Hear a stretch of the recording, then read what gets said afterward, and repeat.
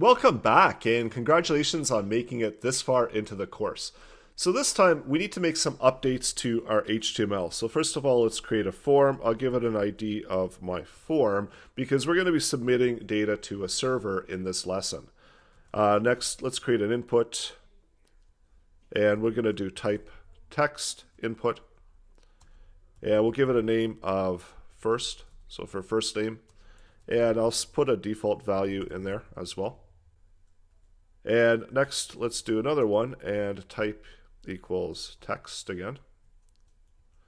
And this time, let's give it a name of last. So we're essentially going to pass a couple variables.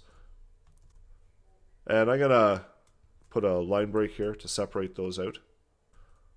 I'll put a quick little text there so that we know what it is. And there we go. So we need one other thing too as well, and we need a way to submit the form data. So we're going to do one more input, and this time it's going to be type. This is going to be a submit button. And we can get rid of that click me button that's down there at the bottom. And let's do value submit data.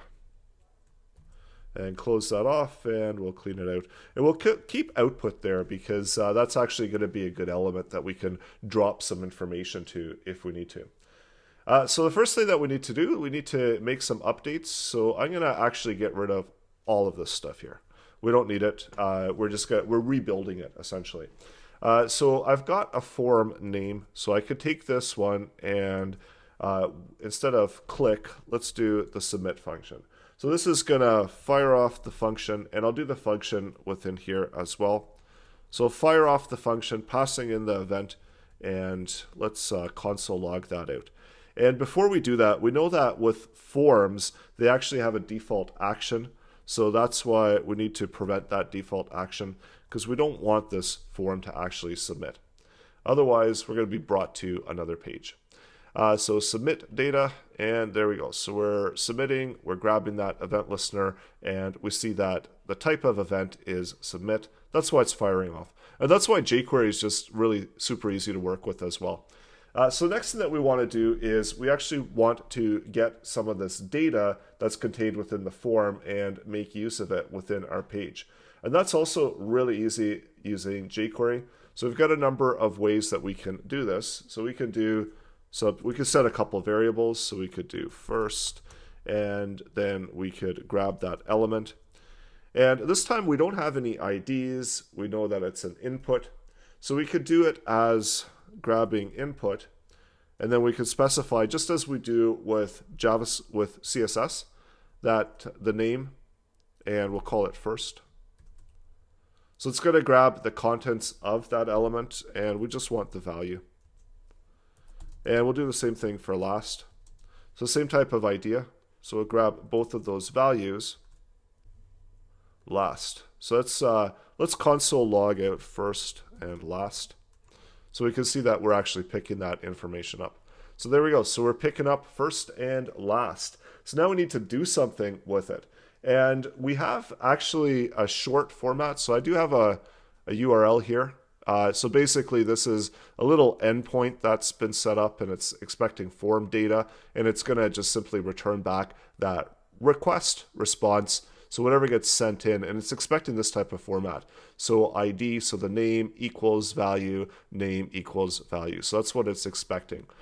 So if you're familiar with the get and post requests, this is just picking that up and then returning back that same information in JSON format. So really just used for testing. And of course, once you get that data over to the server can do whatever it wants with that data. So now let's set up that URL. So again, this is just a really simple endpoint. And of course, if you're doing some server-side coding, you're going to do even more with the data other than just simply return it back, because that wouldn't really make a whole lot of sense. So now let's do our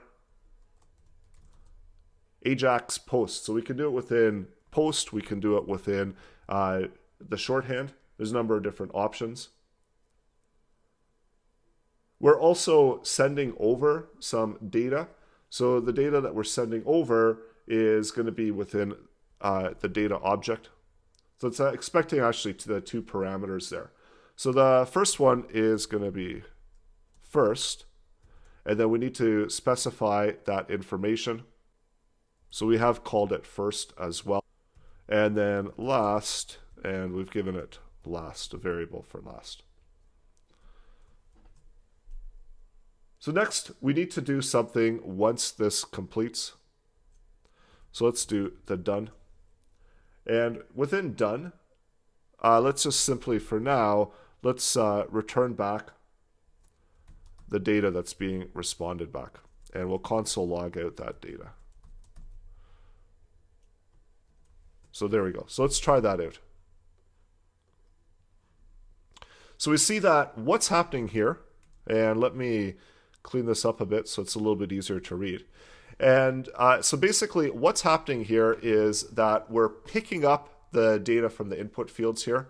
We're submitting it. We're sending it over as an object over to our server, and the server's taking that information and simply spitting it back within that within the response. So we can actually simplify this now a little bit because we've seen how this works. So these are just the variables, so we didn't have to call them first or last.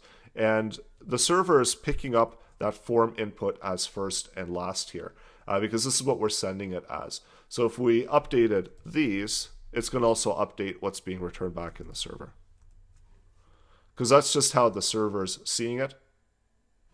And looks like there's, oh, we got to get rid of that because we're still looking for that value there. So there we go. So first and last being sent over. We can also shorten this as well. So my data. And we'll just put the object over here. And we'll send over my data. And there we go. So this is same thing, just looks a little bit different. So it's as easy as that. And of course, we can see console log before we're sending it out. We can grab that data and output into the console.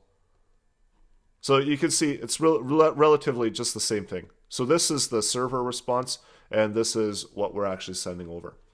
So try it out for yourself. And there are a number of ways to get an endpoint online. So one of them is to set it up on your server and pick up that data just as it would coming in from a form. So this is going to look exactly the same as it would coming in from an input form. So if you're submitting, but we've thrown in Ajax over here. So you could do it that way, or you could customize what you're doing within your data, of course. And as you're taking that in, you could add it into a database or do something pretty cool with it. And then this is just that response information that's coming back from the server. So all it does is it outputs it in a JSON format, whatever comes in. So do try this out for yourself, update on your server, and pick up some of that data. You can use various backend languages in order to pick up that data and then make use of that data.